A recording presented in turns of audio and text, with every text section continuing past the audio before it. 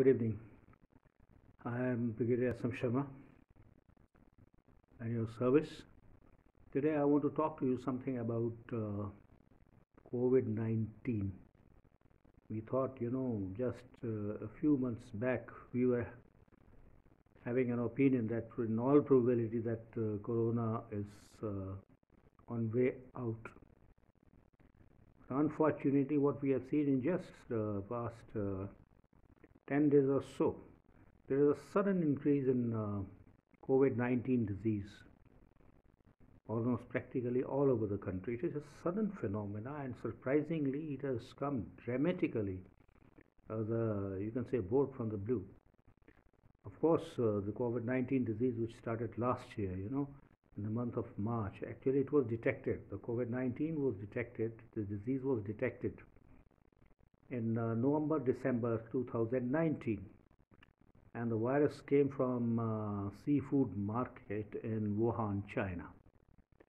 And then the disease caught on. It spread from China to all over the world and has become a major pandemic and a great catastrophe, and is endangering the human civilization also. And by and large, the COVID-19 SARS-CoV-2 spread from China to all over the world by those people who had resided in China, and they went out to their countries, to their respective countries, and some Chinese citizens also went abroad as tourists or something like that. And therefore, we were not so strict about, for immediate response to these infected visitors by banning the flights, the international flights and things like that. I believe in all probability even WHO was not fully prepared and was not very enthusiastic in their assertion that international flights and tourism should be stopped. Now this pandemic or this disease has definitely come to our country from outside. One of our students who was studying in China was infected. I do not know how she was screened, or was she quarantined or isolated.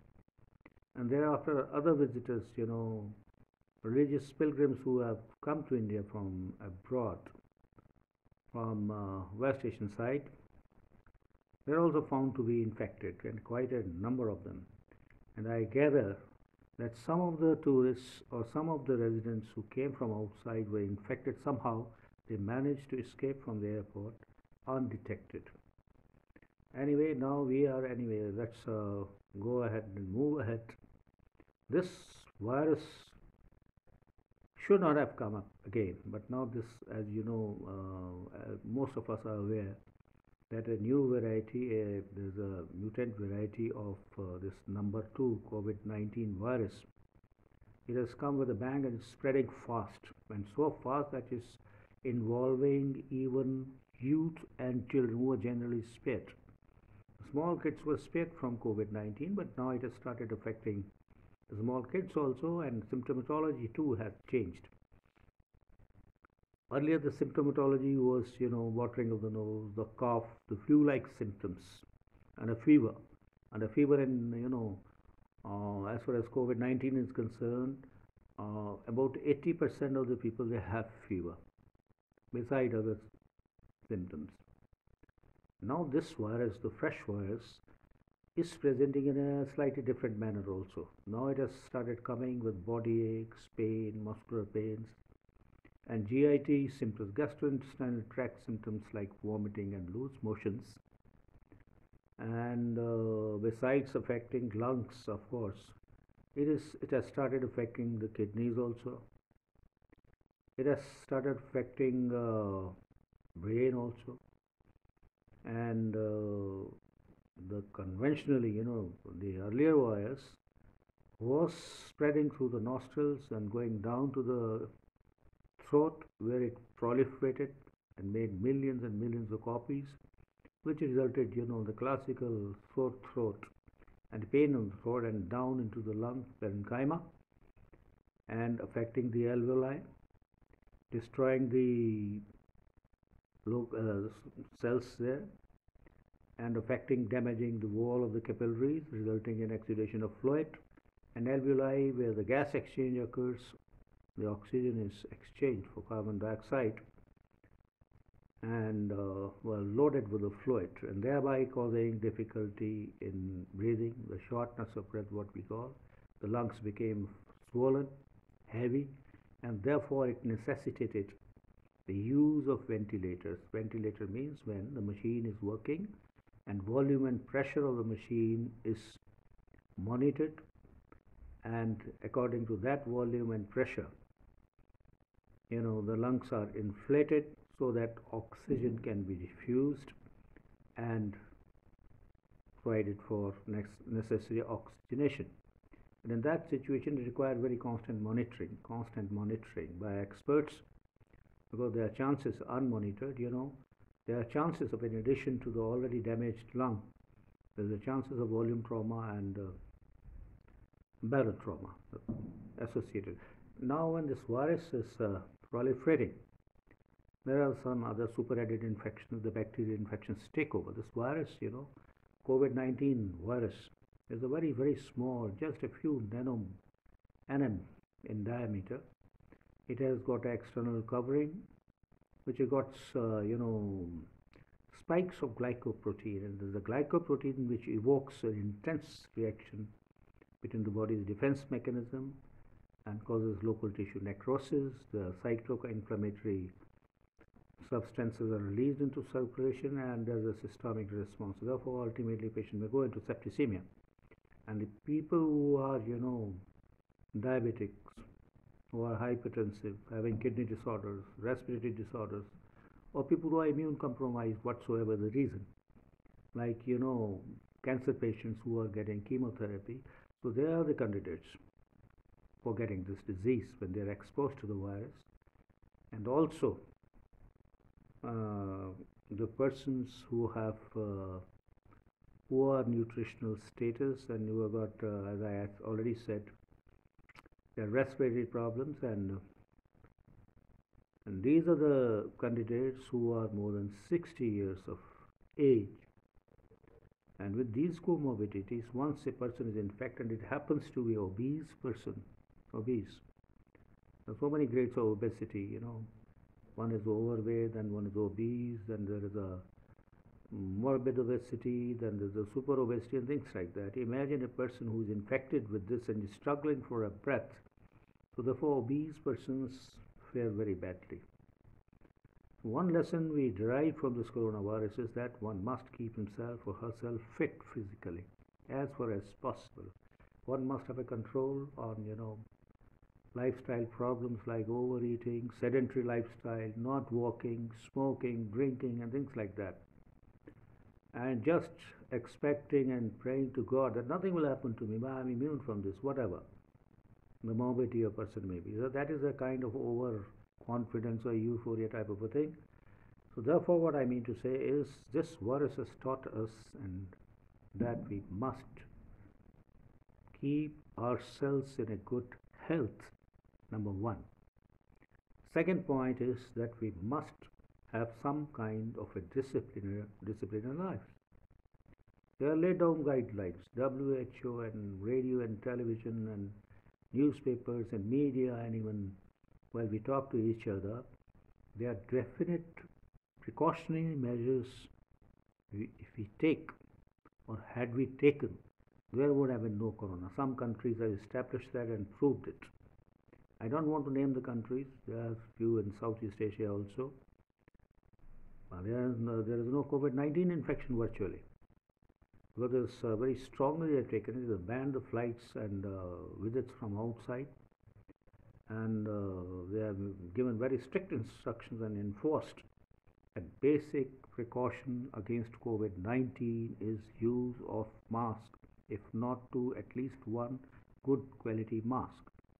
Had everybody in our country been using and putting on face masks, I can assure you there would have been no COVID-19 or corona disease or something like that.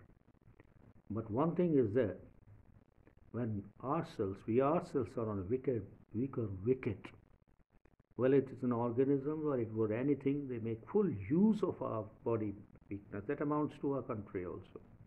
If we are disordered, we are weak, things will be bad for us, and all kind of people from outside will damage the body.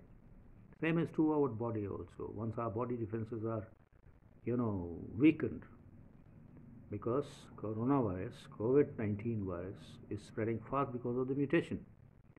And then the internally superadded infections take over, the patient goes into septicaemia and it's the point of no return.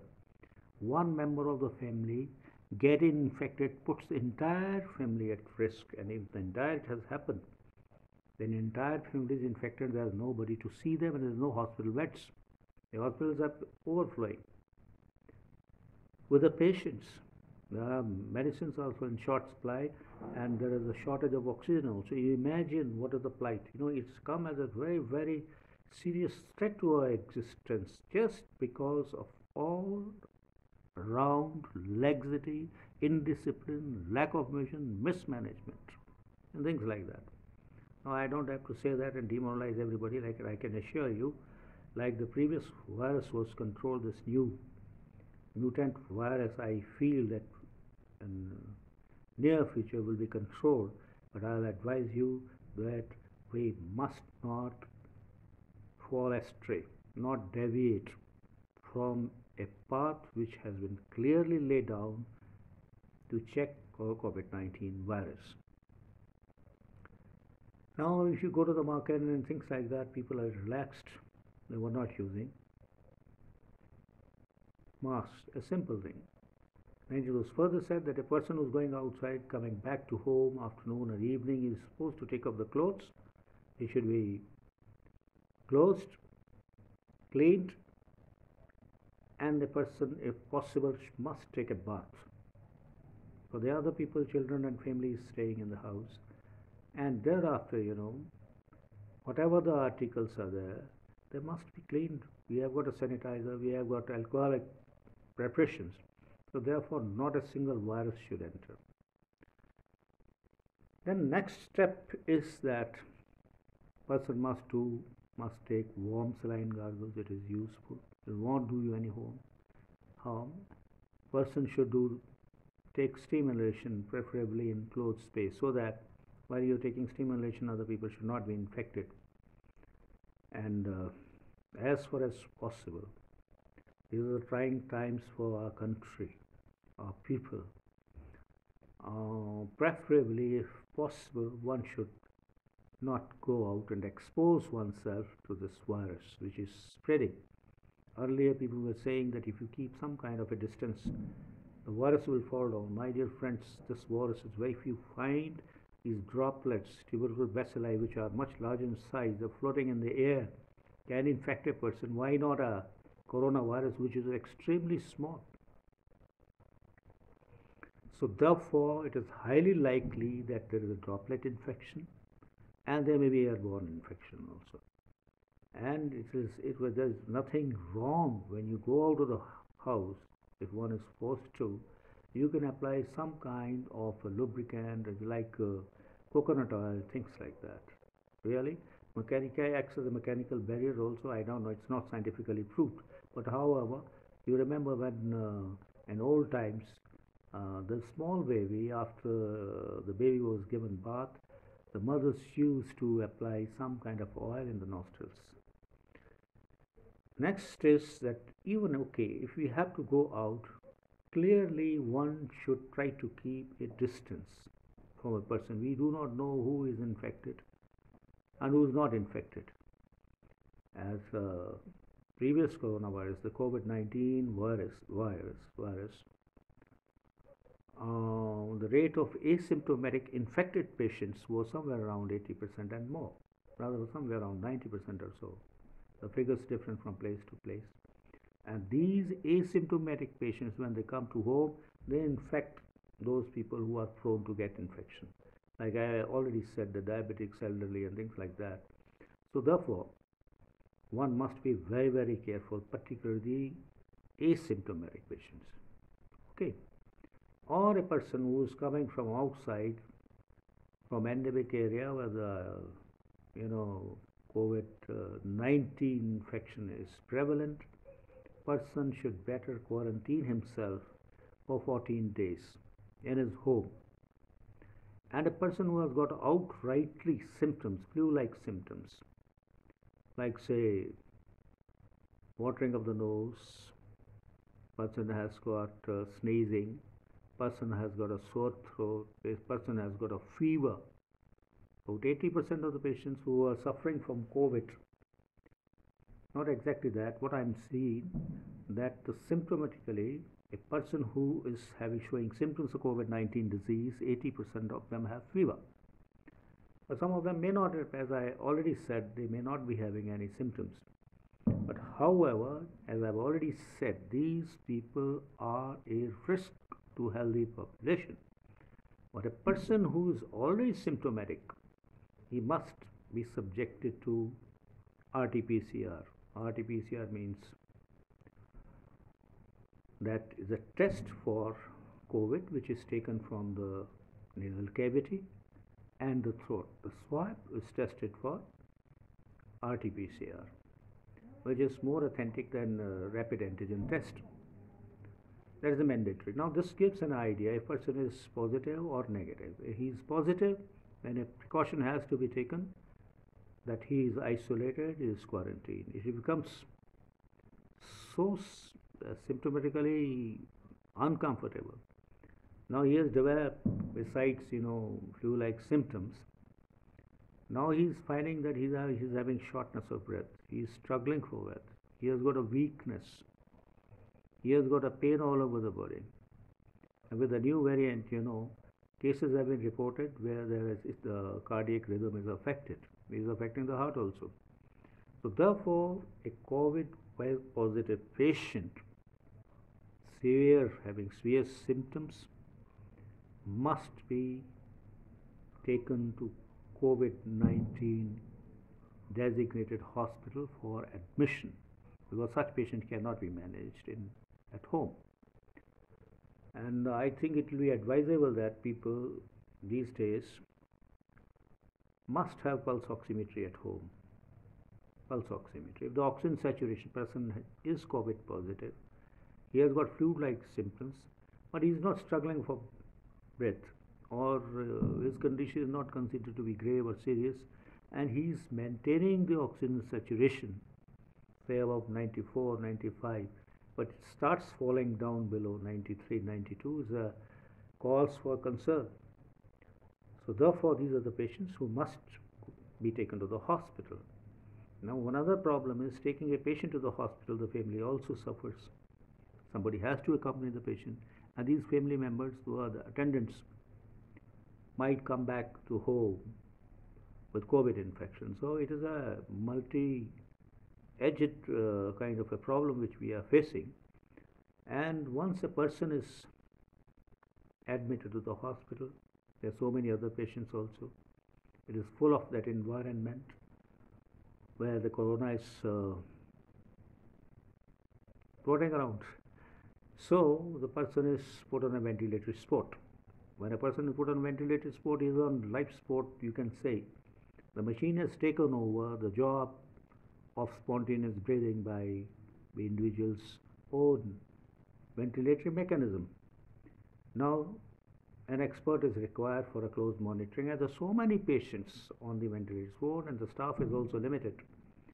So you imagine a person is put on fixed volume and the pressure. A person likely might, generally doesn't happen, may have volume trauma or barotrauma. Over and above, the lung is destroyed, which you can assess by doing X-ray or CT chest, because it is the subpleural region which is infected first, and it starts showing the opacities. So if the 50% of the lung is knocked out, the machine, then there is no other alternative except to continue with the ventilator support. So there are certain problems with a limited staff. Probably, I don't know, it is quite possible at times that it's difficult for a person and a staff and an attendant to go around and see all the tubes, the intravenous catheters or other catheters and endotracheal tubes. I don't know how many times these endotracheal tubes are changed, because there should be a mandatory change after sometimes say 48 to 72 hours after that, because if you don't change it, there will be biofilm over the endotracheal tube itself, and the parts of the biofilm keep on shedding itself down into the lung, and person goes into frank septicemia or septicemic shock. A person on a septic shock, the irreversible septic shock, the chances of survival as such, is not much. So anyway, what I mean to say is we must realize the gravity of the situation. And these days, the disease should be caught first. And the first and foremost thing is that the person must not infect others. There is a very paramount importance, and that is the importance for undergoing a COVID-19 RT-PCR test. Now that there's, as far as treatment is concerned, there are so many empirical things. But basically, I would like to tell you, I was the other way, I was listening to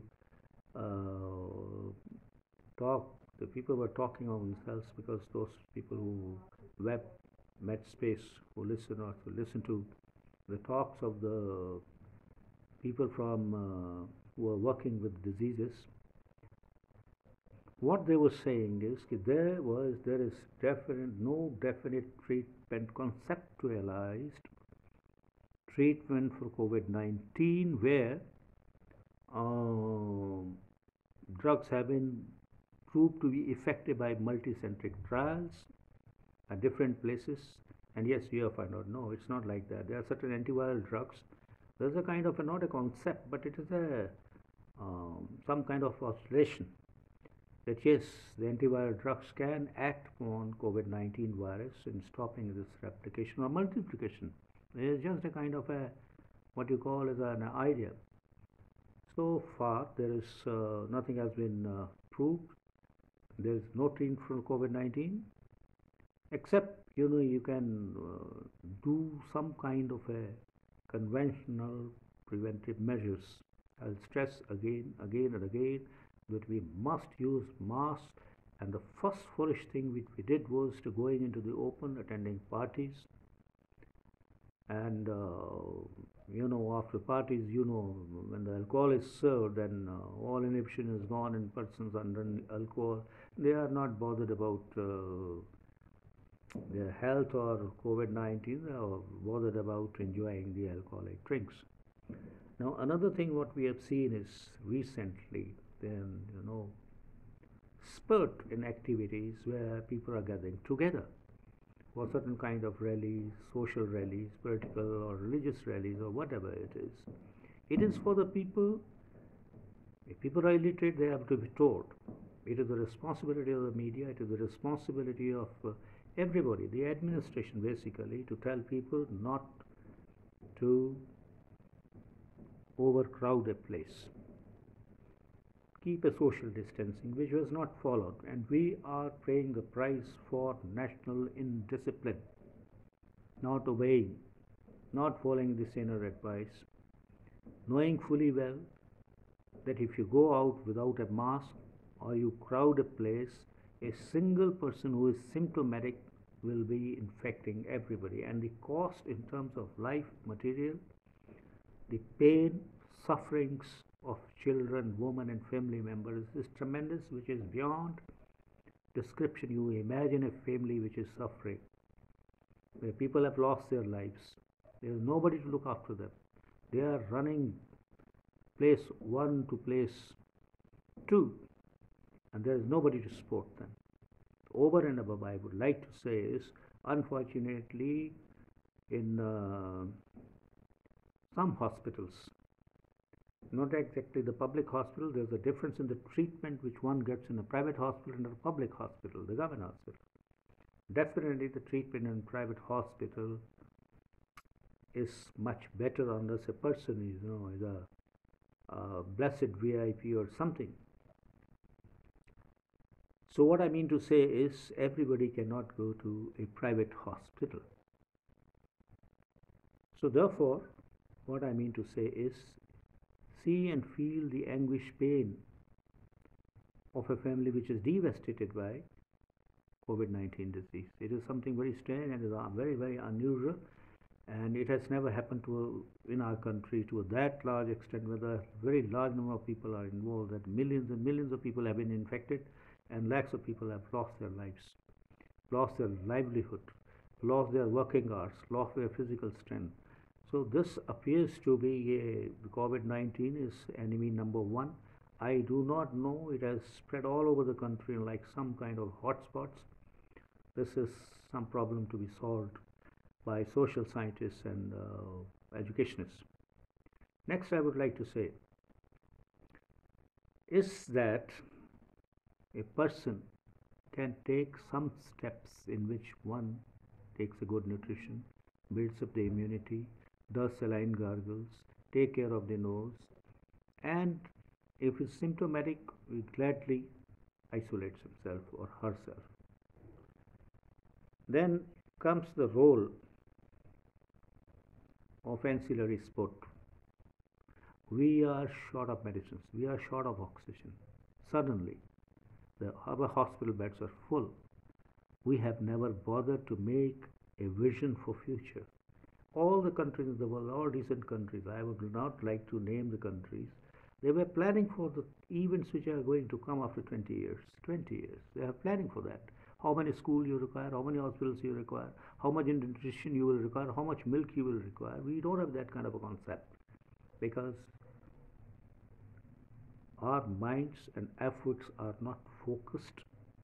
I do not know what kind of people we have who are at the affairs which guide the lives and destiny of our people. So therefore, this should have been conceptualized, this should have been imagined, this should have been envisioned, that the COVID-19 can come with a bang. So therefore, we required more hospitals, more beds, more oxygen, more medicines, more staff. Did we prepare ourselves for that? No, we are doing something else. I would not like to discuss here what we have been doing. The things which required immediate attention was a priority. Number one was left out. We have a very funny system in this country. The political rallies and politicians, till the time the gentleman kicks something, he carries on till eternity without giving anything to society. Now, if you are short of beds in the hospital, you are short of oxygen, who's going to make oxygen? Who's going to manufacture medicines? Who's going to procure it? This is the job of the administrators. It is not for a doctor to generate oxygen. It is not for a doctor to make hospitals. It is not for a doctor to create additional beds. A doctor is a doctor. He sees the patients and he is doing it. He is doing it very well.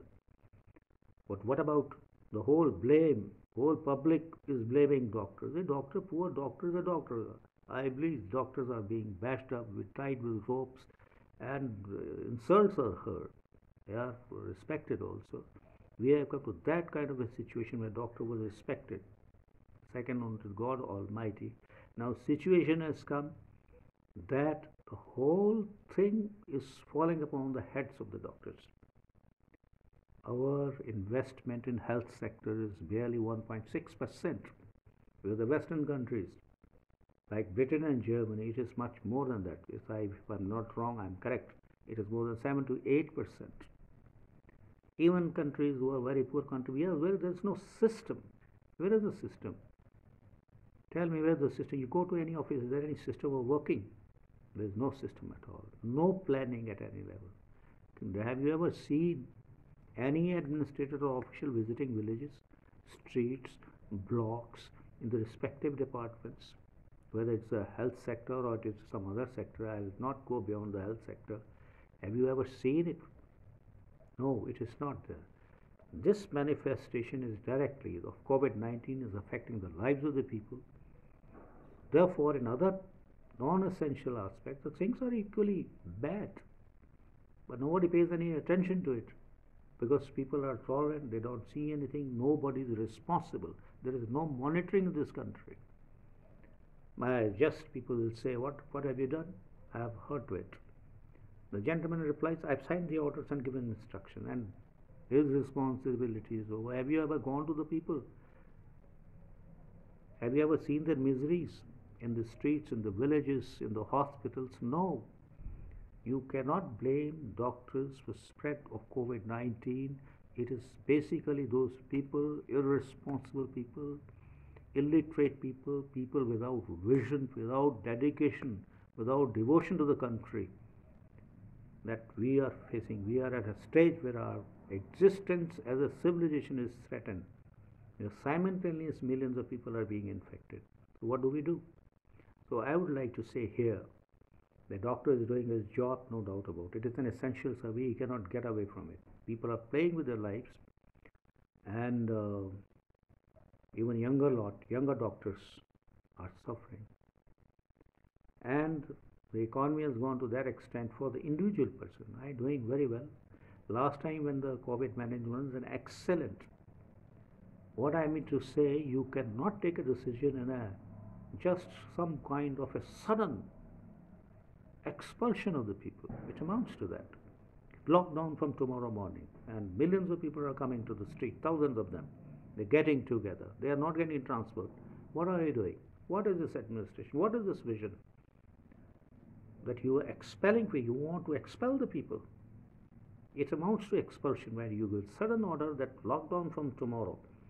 Those thousands and thousands of migrant workers, where do they go? They starve to death. So naturally, they come around to the railway station and bus stands and things like that. This is a height of irresponsibility for which nobody is punished. We have to change our system, all-round system of this country. Our country has to change. The administration has go to a specialized, skill-based expertise. Otherwise, this is one aspect of our civilization life. People are laughing at us. You listen to this thing. And people are suffering. Our hearts are crying for this. So therefore, ladies and gentlemen, I'd like to say, as far as educated person is concerned, he must disseminate. There is no authority, a person who is spitting on the road, there is nobody to check him and reprimand that fellow. A person is without mask, we don't have that kind of a security personnel with us who can take them to this thing. I have seen a fellow is called, immediately he starts ringing up to some minister or something like that, and quick comes the instant to relieve him. This is what are you doing? Gentlemen, we are living in a very, very primitive state of human management. Now you see within this country, see the armed forces. I have been an armed forces officer. Now I find total cultural shock and a change. Same people. Same people are managing the public affairs, same people are managing the private. The chair-bound fellows, their mind is not working because they are focused somewhere else. You know where they are focused to. The person who is focused to this, he cannot see, emphasize the problems of the people. So basically, let me not digress from this point of view, but I would definitely like to say, for God's sake, prepare the people for any eventuality. This is one pandemic. This is one disease which has spread like anything, and it has to be controlled by firm hands with the human resources, the material resources, and the all-out efforts. Thank you very much.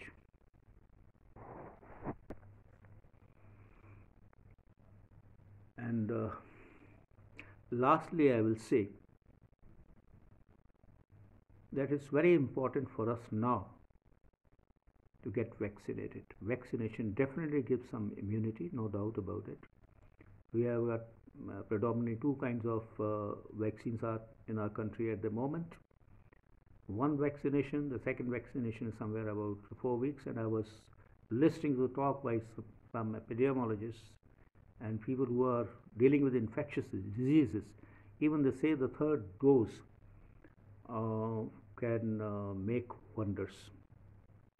And as far as the treatment by speculative medicine is concerned, it's just really very, very doubtful. But however, whatever, a person has got a symptomatology, he might have to be given the antibiotics, he might have to be given at the last straw, he We prefer to give certain drugs which are under use also, and which have been, it has been mentioned that they act like antiviral drugs like we use in other virus diseases. And finally, I would like to say, lastly, that gentlemen, each one of us, this human body must be kept in a good, fine shape. Don't destroy it by overeating, by leading a sedentary lifestyle, by bad habits like excessive drinking, smoking, and indulging in all kind of other activities which can seriously affect our health. And we must educate everybody, particularly small children at home, to take care. And don't let your children go out at this moment till the time the things better and this disease comes down and cools down. Finally, thank you very much.